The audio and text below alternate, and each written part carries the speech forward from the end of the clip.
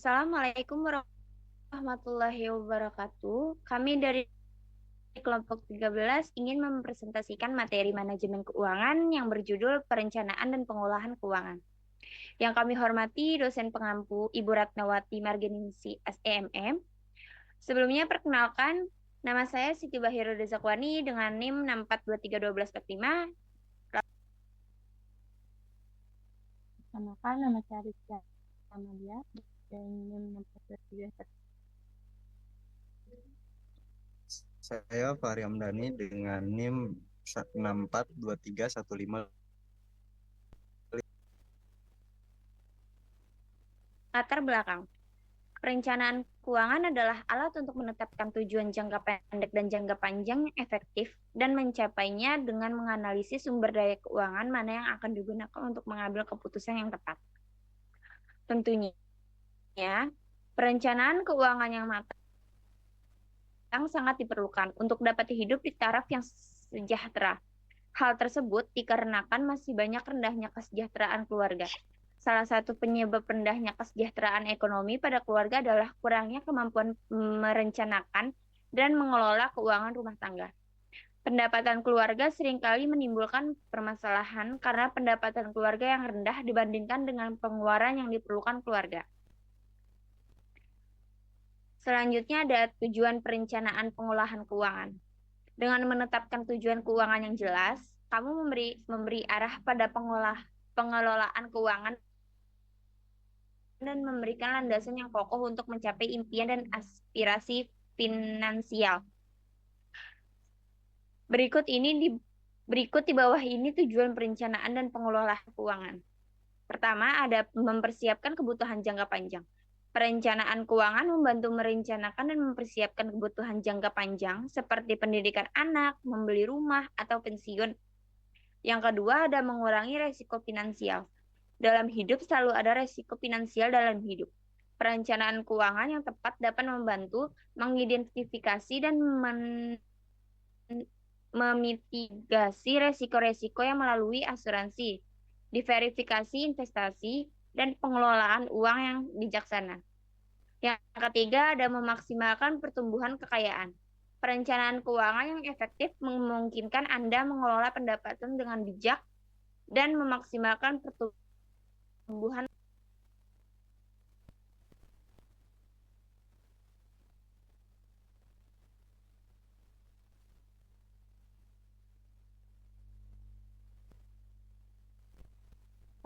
Ini ada pengertian perencanaan dan pengelolaan keuangan. Perencanaan keuangan adalah kunci untuk mencapai stabilitas dan kesejahteraan keuangan di masa depan. Perencanaan keuangan merupakan aspek penting dalam pengelolaan keuangan. Sementara itu, pengelolaan keuangan mencakup tindak praktis dalam mengelola pendapatan, pengeluaran, dan aset untuk mencapai tujuan keuangan yang telah ditetapkan. Perencanaan keuangan yang efektif melibatkan berbagai aspek seperti menetapkan tujuan keuangan yang jelas dan terukur menjadi landasan utama dalam perencanaan keuangan. Contohnya membeli rumah. Terus di sini ada menilai situasi keuangan. Memahami kondisi keuangan saat ini termasuk pendapatan, pengeluaran, aset, dan liabilitas sangat penting untuk membuat rencana yang realistis. Di sini ada membuat anggaran. Anggaran merupakan alat penting untuk mengendalikan pengeluaran dan memastikan bahwa uang digunakan sesuai dengan prioritas. Dan di sini ada menabung dan berinvestasi. Menabung secara teratur dan berinvestasi dan bijak adalah kunci untuk membangun kekayaan dan mencapai tujuan keuangan jangka panjang. Di sini ada pengertian perencanaan pengelolaan keuangan. Pengelolaan keuangan adalah penerapan praktis dari rencana keuangan yang telah dibuat. Ini melibatkan tindak nyata untuk mengelola uang, aset, dan utang sesuai dengan rencana yang telah ditetapkan. Pengelolaan keuangan yang efektif mencakup memantau pengeluaran secara berkala untuk memastikan bahwa tetap sesuai dengan anggaran yang telah dibuat.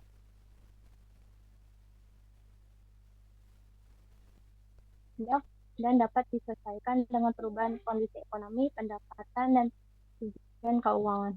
Dan yang ketiga, membuat keputusan finansial.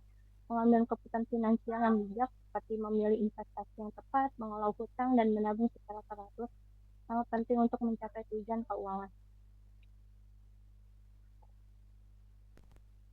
Di sini ada triage perencanaan dan pengelolaan keuangan. Secara umum,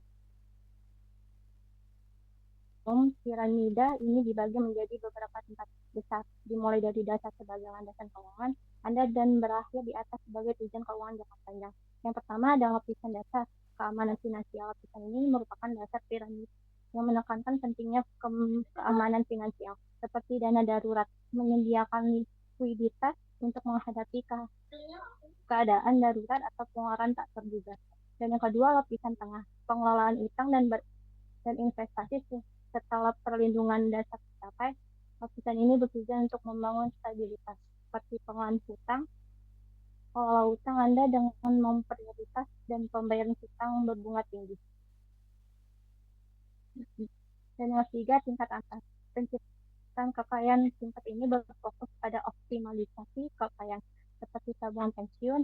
Persiapkan tabungan pensiun Anda untuk masa pensiun yang lebih aman. Dan yang keempat, tingkatan terakhir adalah distribusi aset yang berfokus pada perencanaan harta warisan, seperti pengalihan harta kepada ahli waris dan menciptakan wasiat untuk kepercayaan untuk pembagian harta.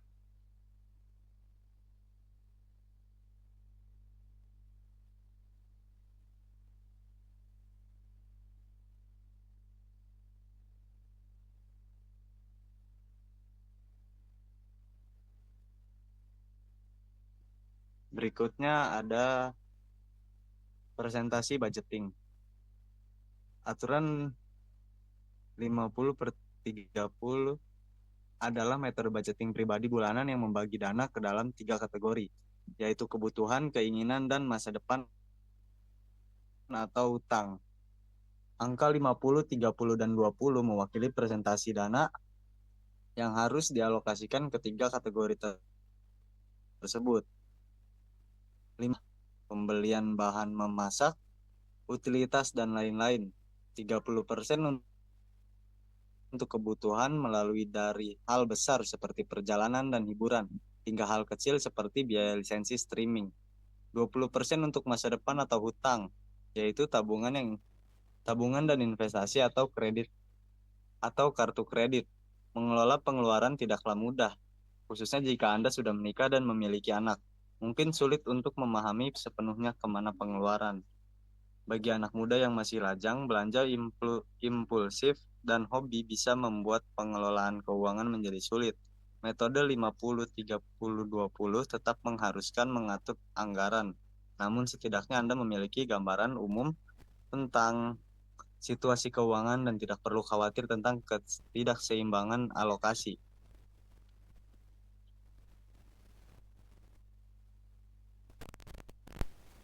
Pengertian pasar modal. Pasar modal didefinisikan sebagai pasar untuk berbagai instrumen keuangan jangka panjang yang dapat diterbitkan dan dijual baik oleh pemerintah maupun perusahaan swasta. Berikutnya struktur pasar modal. Yang pertama ada Menteri Keuangan, Otoritas Jasa Keuangan atau OJK, bertugas dalam melakukan pembinaan, pengaturan, dan pengawasan kegiatan sehari-hari pasar modal. Ketiga, Bursa Efek Indonesia adalah lembaga publik yang diberi wewenang oleh OJK, dahulu Bapepam LK, untuk melakukan transaksi efek sebagai pihak yang berwenang, memberikan fasilitas pendukung dan memantau kegiatan anggota bursa. Yang keempat ada lembaga clearing dan pinjaman, misinya adalah menyelenggarakan jasa clearing dan menjamin penyelesaian transaksi bursa yang tertib, adil, dan efisien. Yang kelima, lembaga kustodian dan penyelesaian bertanggung jawab atas penyediaan jasa kustodian sentral dan penyelesaian transaksi bursa secara tertib, adil, dan efisien. Yang keenam, perusahaan efek, pihak yang menjalankan kegiatan usaha sebagai perusahaan asuransi efek, perantara pedagang efek, dan atau manajer investasi.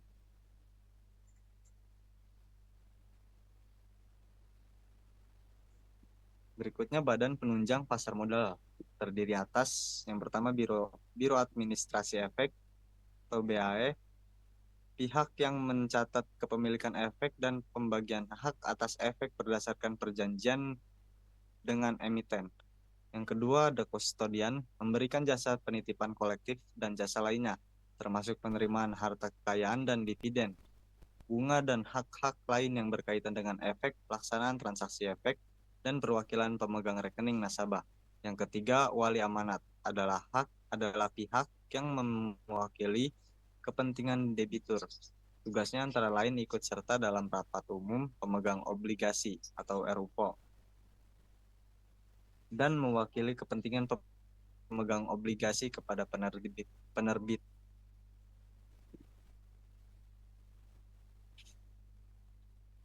Berikutnya profesi penunjang pasar modal antara lain yang pertama ada akuntan, auditor, pihak yang memberikan arahan di bidang pasar modal, serta pendapat atas semua hal yang material, kondisi keuangan, hasil usaha, dan kewajaran arus kas.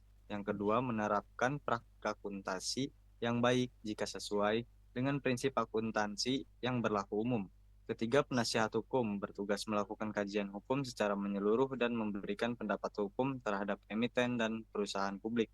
Yang keempat, penilaian pihak yang menilai suatu aktiva atau suatu perseroan serta menerbitkan dan menandatangani laporan penilaian.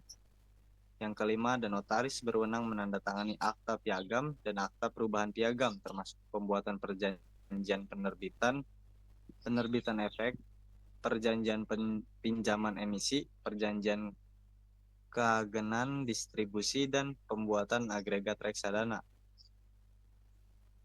Berikutnya ada perjanjian penanaman modal atau KIK beserta perubahannya dan risalah rapat umum.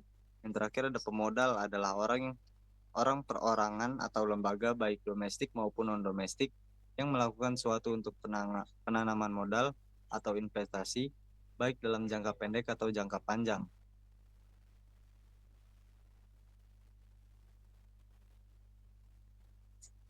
Berikutnya ada kesimpulan dan saran. Kesimpulannya, perencanaan keuangan merupakan alat yang sangat penting untuk mencapai tujuan keuangan, baik individu, keluarga, maupun organisasi. Perencanaan yang cermat dan pengelolaan keuangan yang efektif dapat memberikan stabilitas keuangan jangka panjang, meningkatkan kesejahteraan ekonomi, dan melindungi terhadap risiko keuangan yang tidak terduga. Dalam konteks keluarga, perencanaan keuangan sangatlah penting karena banyak keluarga yang kesulitan dalam mengatur pendapatan dan pengeluarannya, sehingga seringkali berujung pada berkurangnya kesejahteraan finansial. Dengan menetapkan tujuan keuangan yang jelas, perencanaan keuangan dapat membantu Anda merencanakan kebutuhan jangka panjang seperti mendidik anak, membeli rumah, dan mempersiapkan masa pensiun. Sarannya, untuk meningkatkan efektivitas perencanaan dan pengelolaan keuangan, meningkatkan literasi keuangan masyarakat dengan memberikan pendidikan dan pelatihan yang lebih komprehensif mengenai pengelolaan pendapatan, penganggaran yang efisien, pentingnya berinvestasi, dan pengelolaan utang yang bijaksana. Individu dan keluarga menjadi lebih berhati-hati dalam mengambil keputusan keuangan, menghindari kesalahan yang dapat berdampak negatif pada masa depan mereka, dan mencapai tujuan keuangan jangka panjang seperti mendidik anak, membeli rumah, dan mempersiapkan masa pensiun pasti akan tercapai.